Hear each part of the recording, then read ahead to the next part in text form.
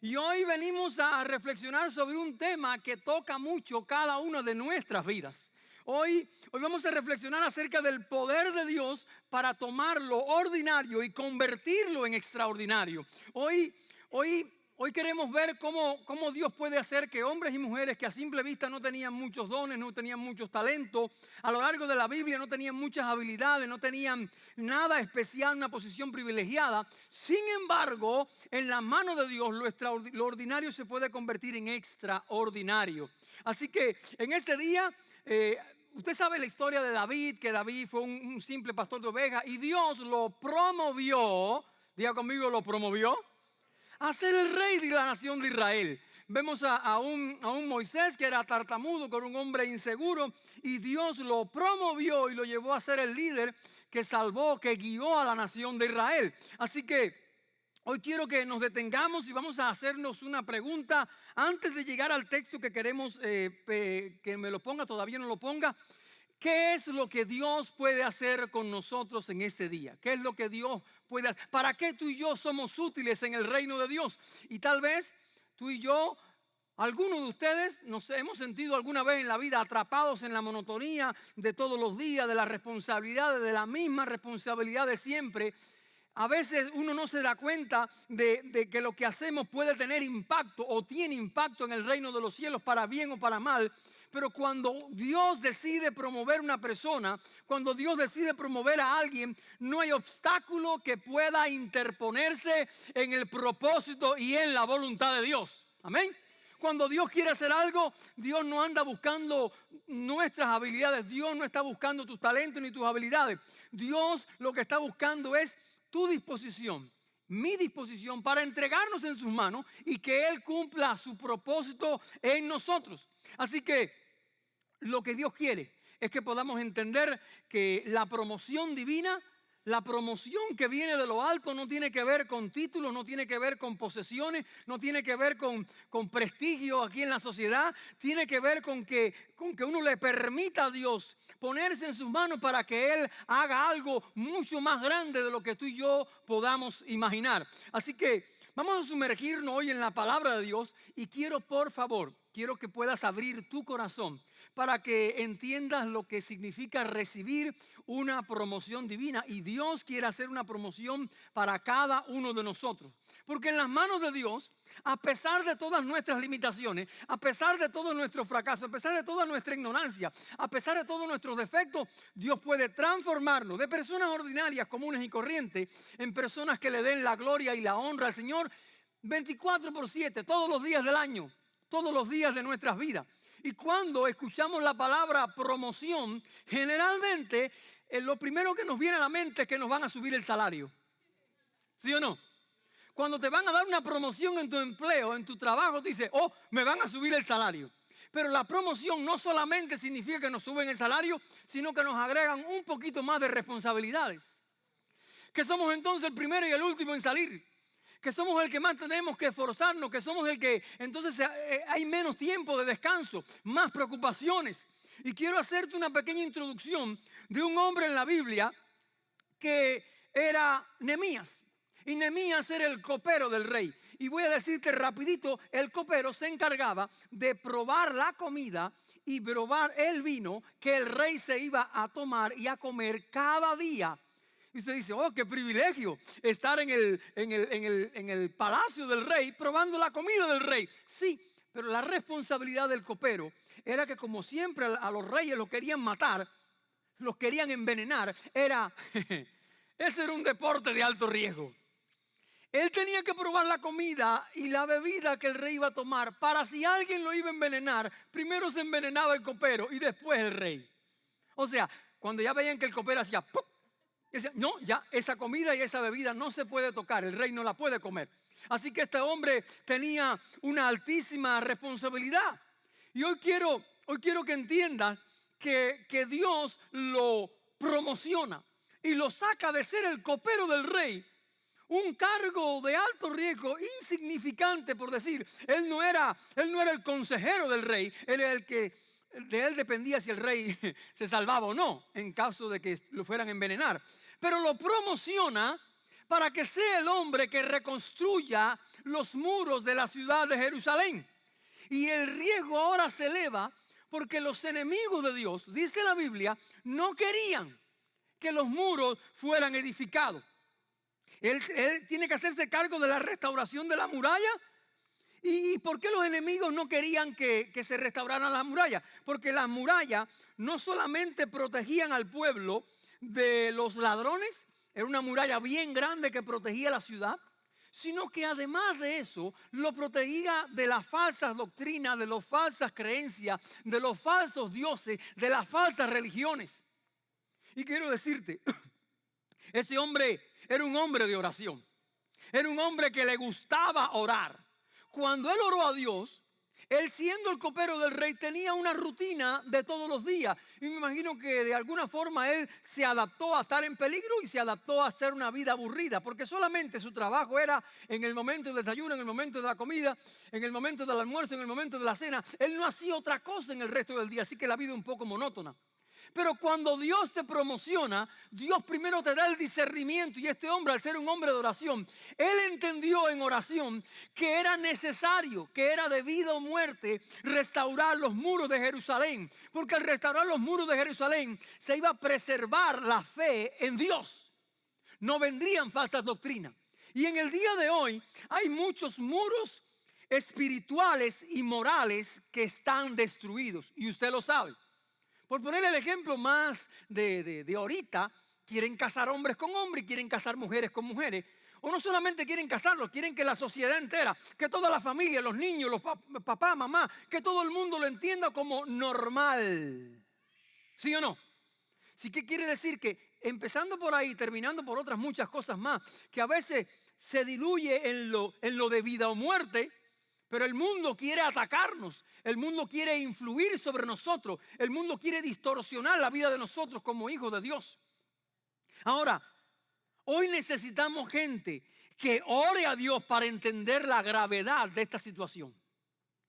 Hoy necesitamos que se levanten hombres y mujeres que oren a Dios, que le inviertan tiempo a orar para reconstruir los muros espirituales, los muros morales que rodean la vida de la iglesia, que rodean la vida de la familia.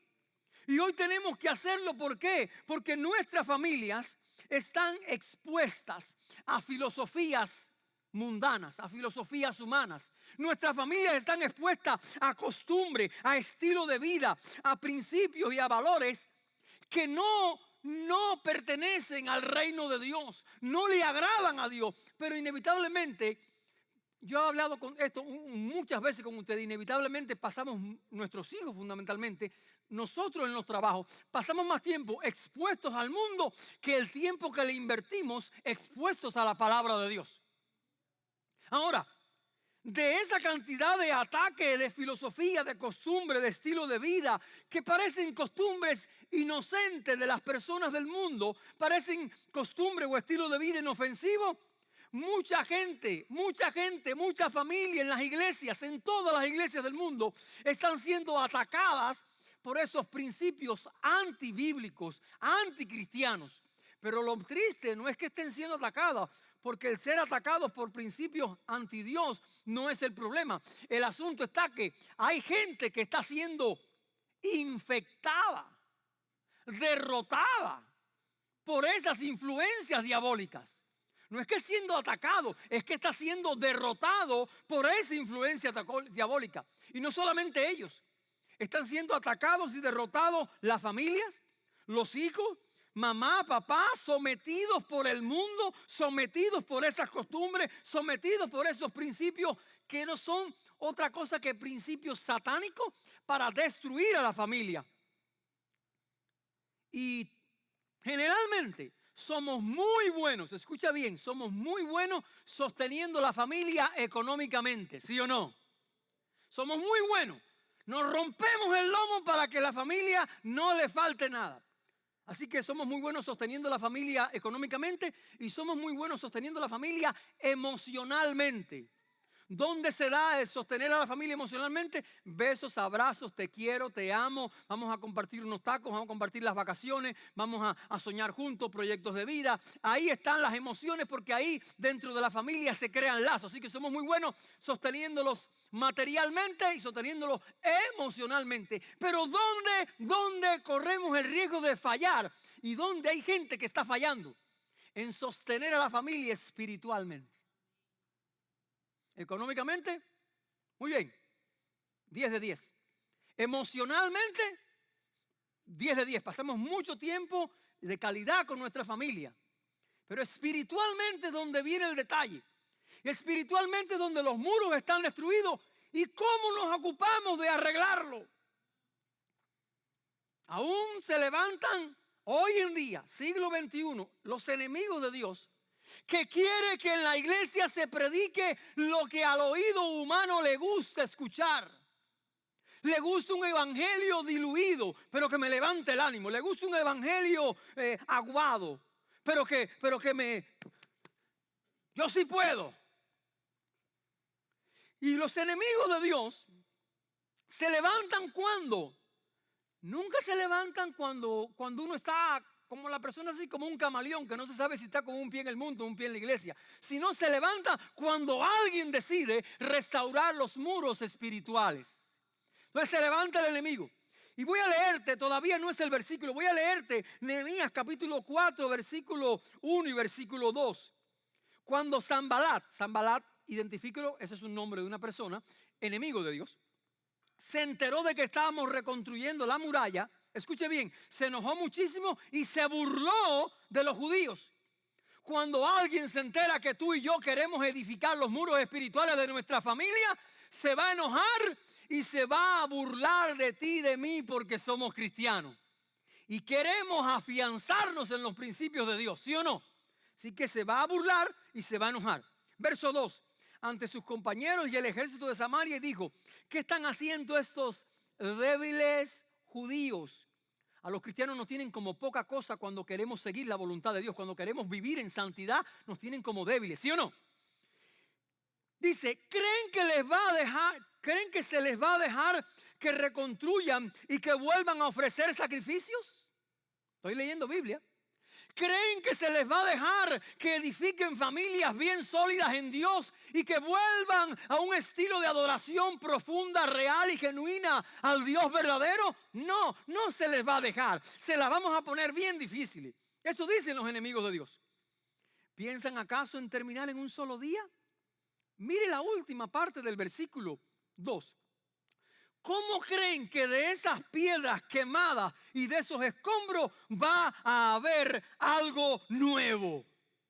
¿Cómo creen que de la enseñanza de Jesús, que es una enseñanza de más de 2000 años, pueden salir familias bendecidas y fortalecidas? ¿Cómo creen? Estamos en tiempos modernos, los tiempos han cambiado, la gente tiene que comportarse, actualizarse en nuevas formas de pensar.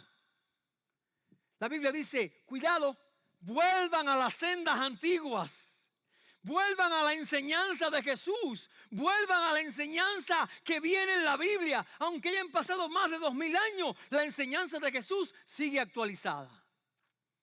Eso es lo que le conviene a nuestras familias, dejarnos guiar por la enseñanza de Dios. Así que yo quiero que podamos poner la vista ahora en el versículo que nos ocupa. Ponme ahí por favor el Nehemías capítulo 4 versículo 14, lo tengo aquí. Muchas veces los enemigos de Dios cuando hablan en este sentido de no querer, nos dicen, cuando alguien ve a alguien que dice, yo me quiero comprometer con Dios, yo quiero orar, yo quiero ayunar, y no solamente yo, quiero animar a que mi familia también lo haga, que mi familia lea la palabra, que mi familia memorice versículos bíblicos, que mi familia ore, que mi familia se active en la iglesia, que se ponga a servir, que mi familia predique. Entonces a alguien le va a decir, pareces un fanático religioso. Porque cuando alguien quiere hacer lo que a Dios le agrada, se va a levantar enemigo.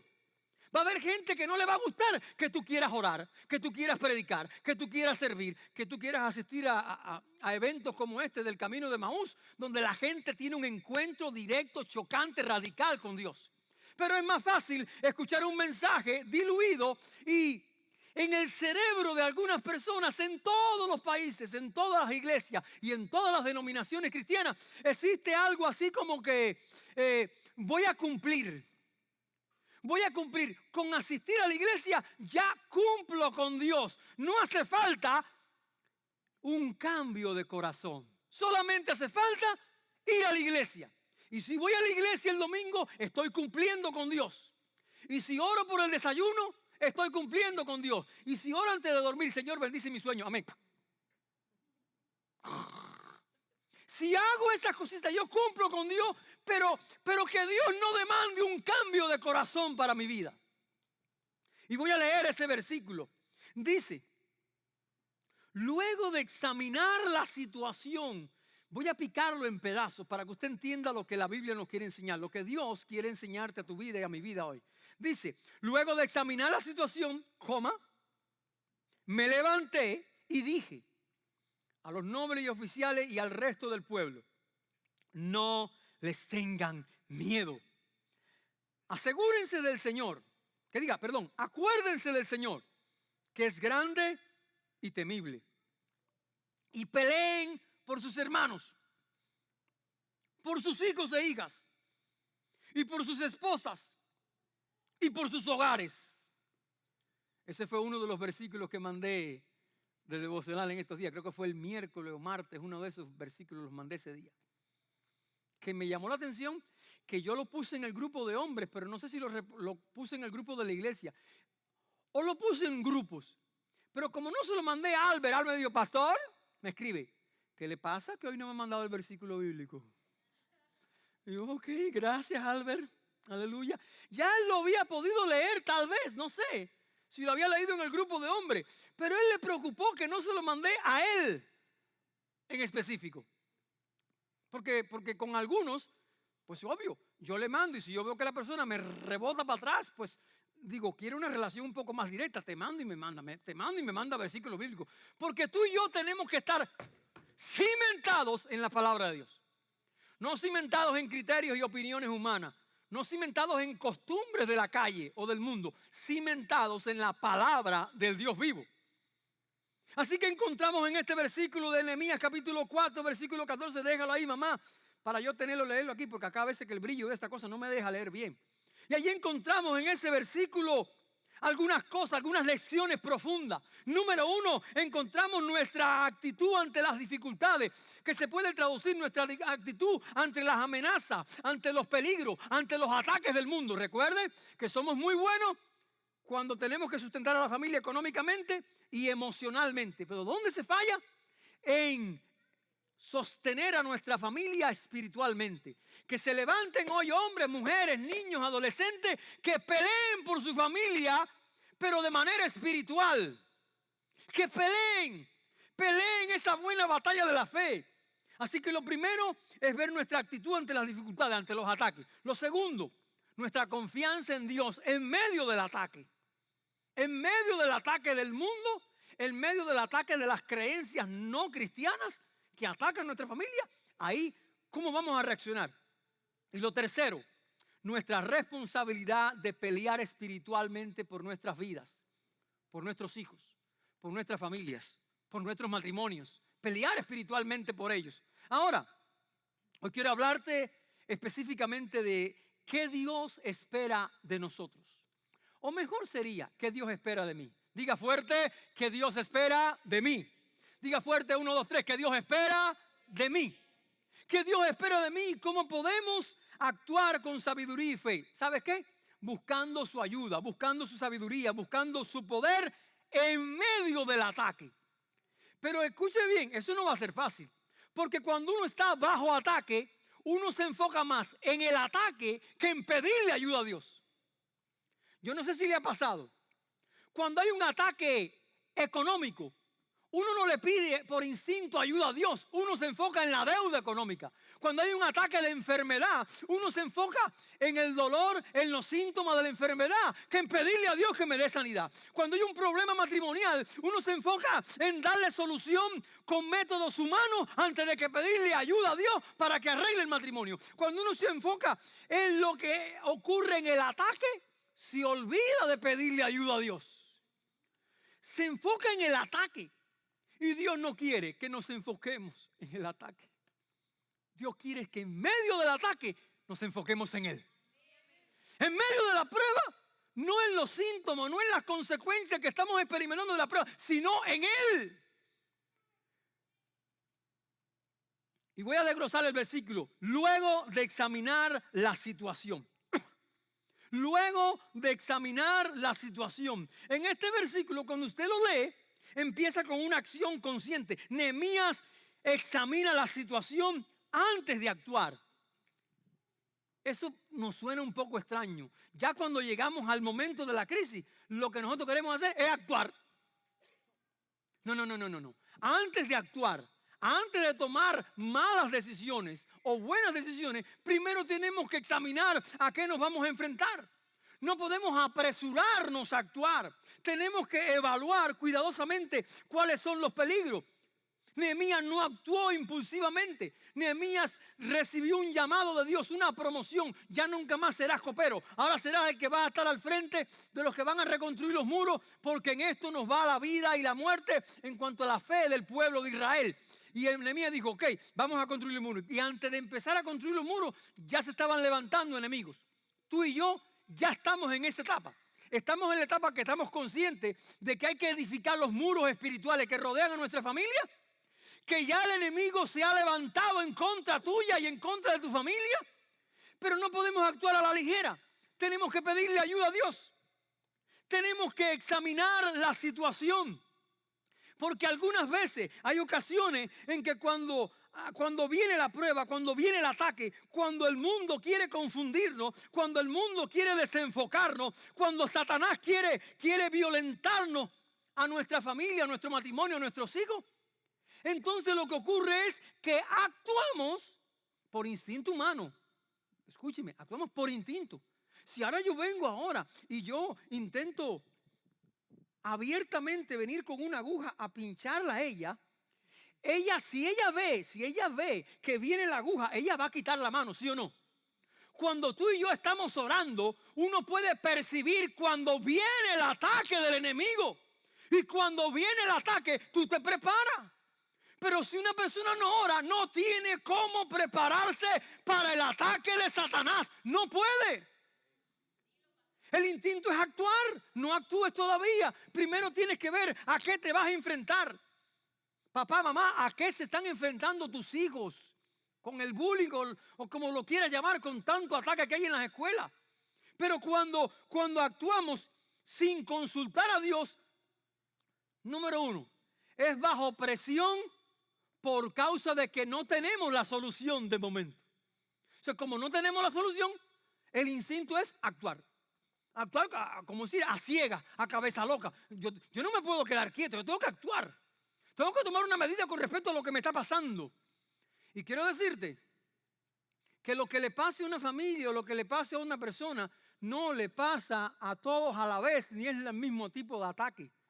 El ataque que está recibiendo el adolescente no es el ataque que está recibiendo el casado o el soltero o el ataque. No es el mismo. Pero el que sí es el mismo es Dios.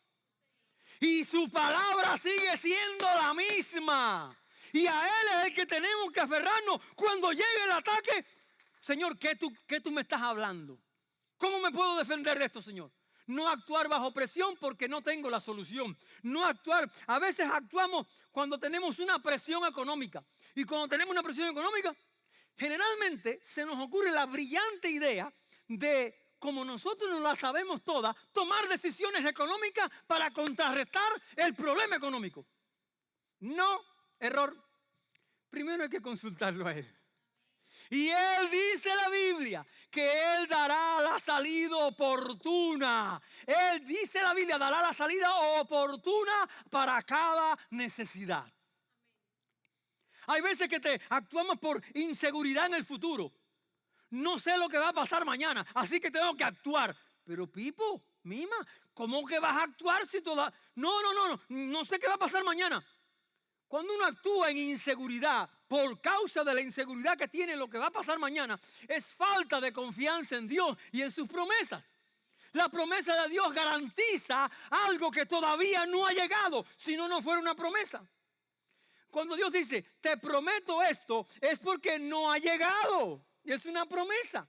Y cuando tú y yo nos aferramos a las promesas de Dios, entonces no tenemos que vivir en inseguridad con lo que va a pasar mañana, porque ya Dios sabe lo que va a pasar mañana. Ya Dios me dijo lo que va a pasar mañana. Y usted dirá, pastor, qué fácil se oye así. A mí también me ha pasado.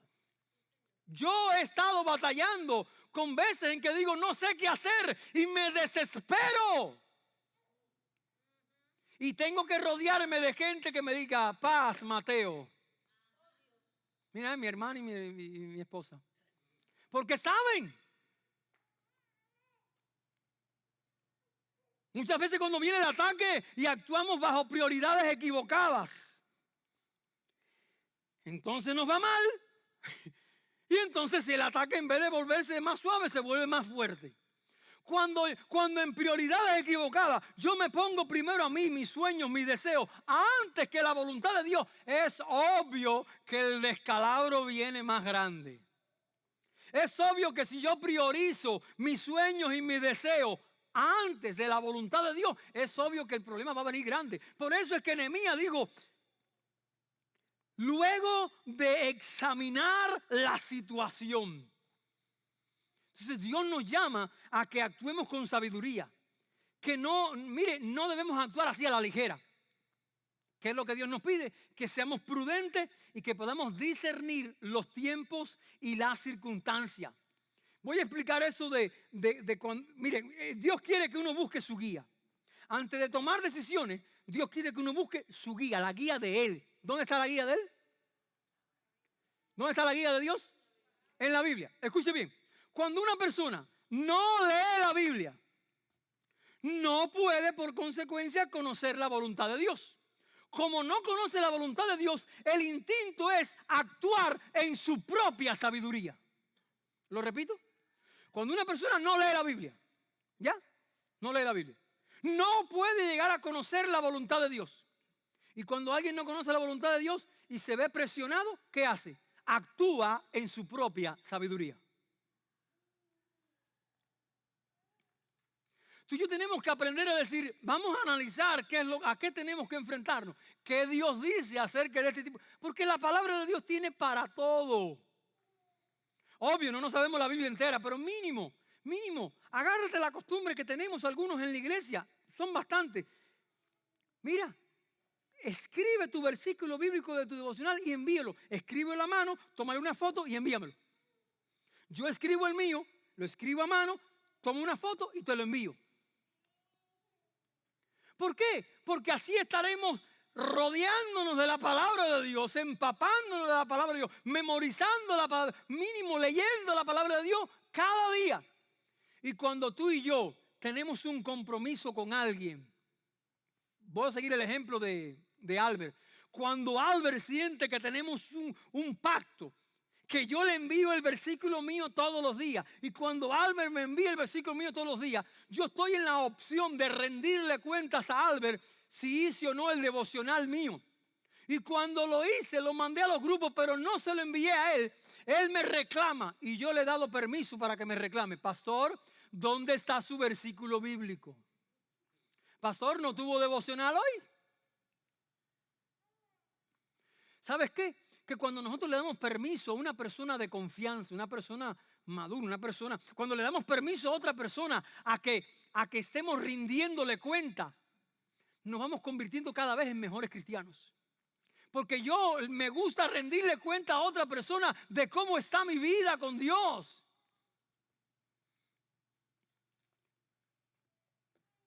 Actuar en nuestra propia sabiduría y confiar en nosotros mismos para tomar decisiones ignorando el consejo de Dios no es un buen camino. No es una buena decisión. El instinto de la sociedad es cree en ti mismo. ¿Cuántas veces ustedes han oído esa frase? Por favor, rápido, rápido. ¿Cuántas veces? Eso de cree en ti mismo, dice Walmart cree en ti mismo, Kroger cree en ti mismo, H-E-B cree en ti mismo. Es como un anuncio gigante. Cree en ti mismo, cree en ti mismo, cree en ti mismo. Tú sí puedes. Yo prefiero decir, todo lo puedo en Cristo que me fortalece. Todo lo puedo en Él. En Él sí puedo. En Él sí puedo. En Él sí puedo. Pero el mundo nos va a bombardear con otra filosofía. Dice la Biblia, confía en el Señor con todo tu corazón y no te apoyes en tu propia inteligencia. Reconócelo en todos tus caminos y Él enderezará tus sendas. Dice que cuando Nehemías analizó, examinó lo que le estaba pasando, vio desde qué lado venía el ataque. Oye, baja eso un poquito que ahora sí lo oigo alto. No voy a hacer que ustedes estén, bueno, ya sé que están sufriendo. ¿Sería por eso?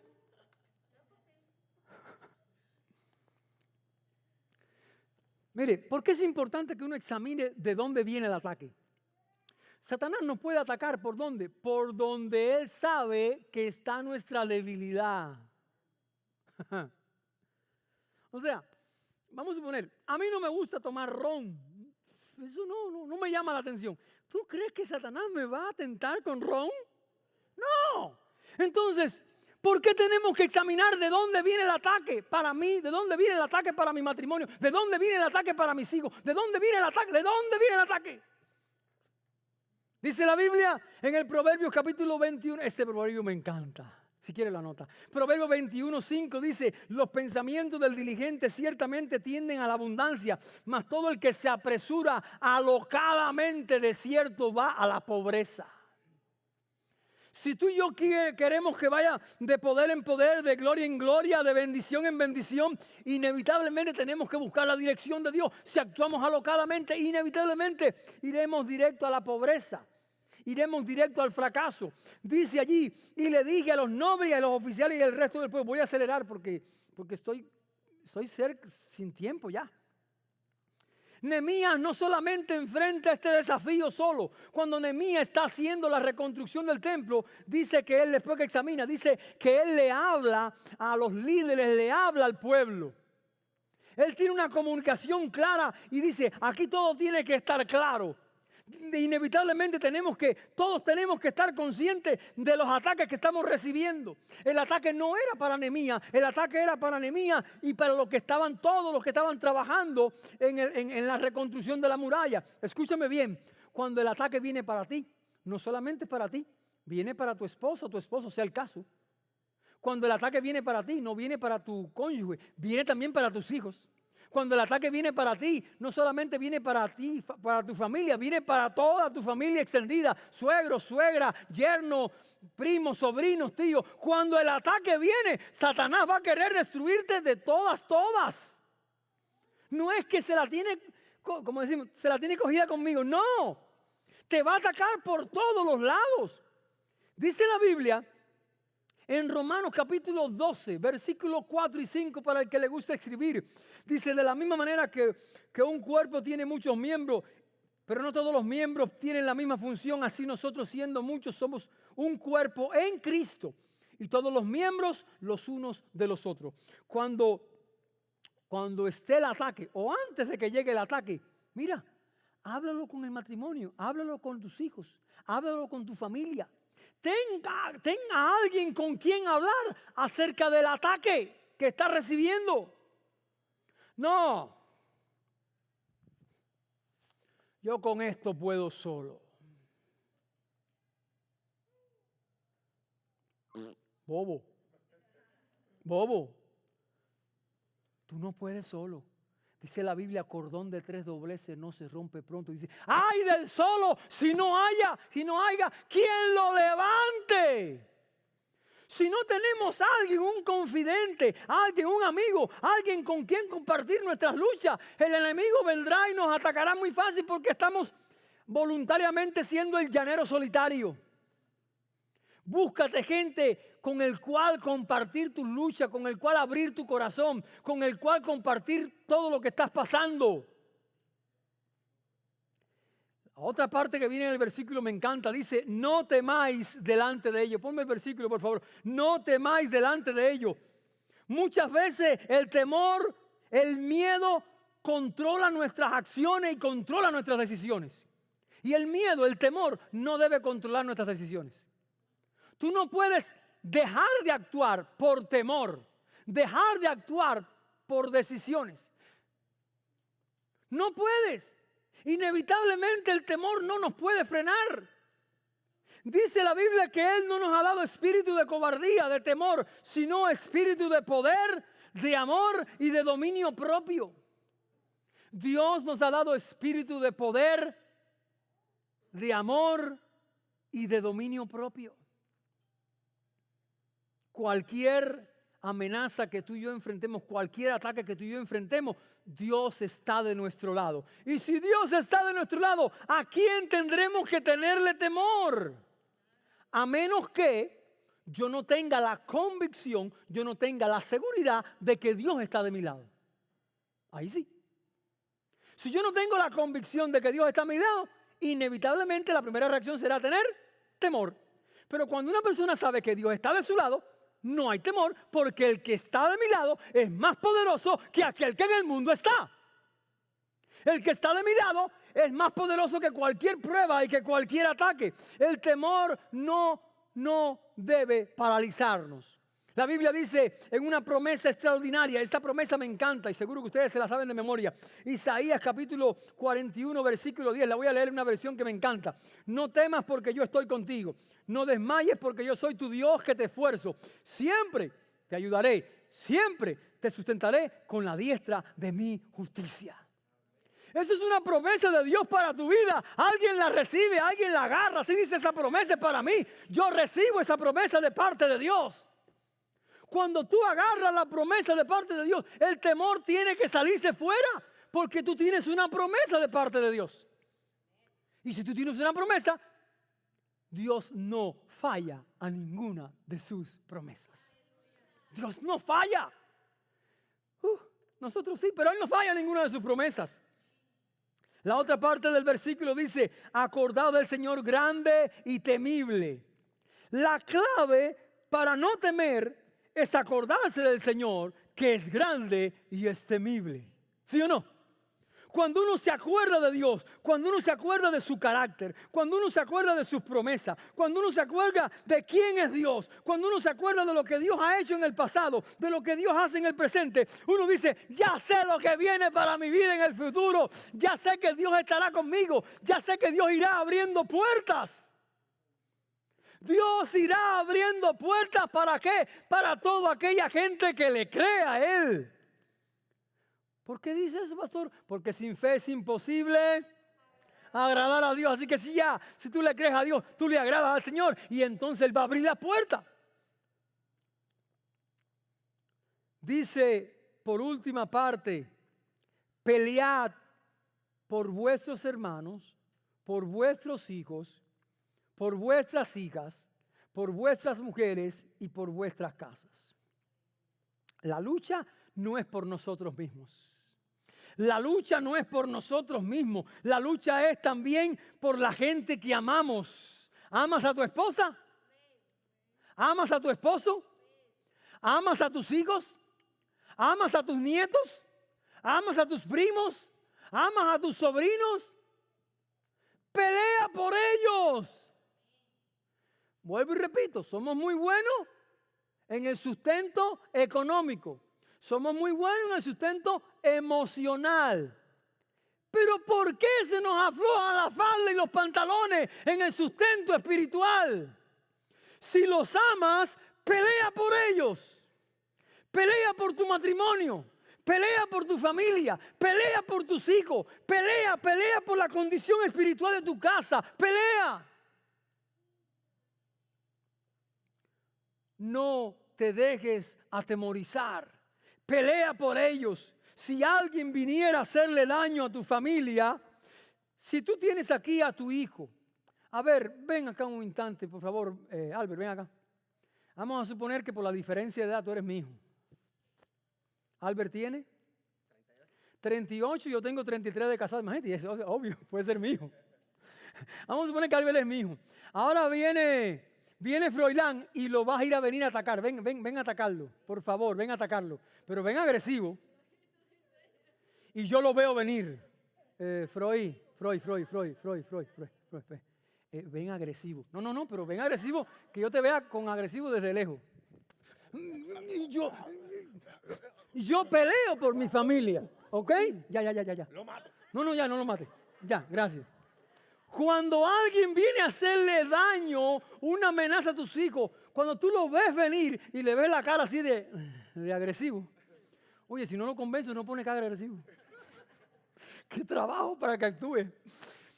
Si alguien viene a agredir a tu familia, tú sales y lo defiendes, ¿sí o no?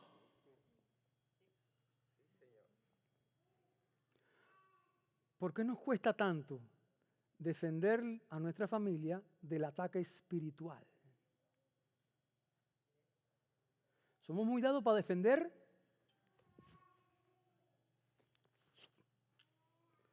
pero ¿por qué nos cuesta defenderlo de los ataques espirituales que son más peligrosos que los ataques físicos?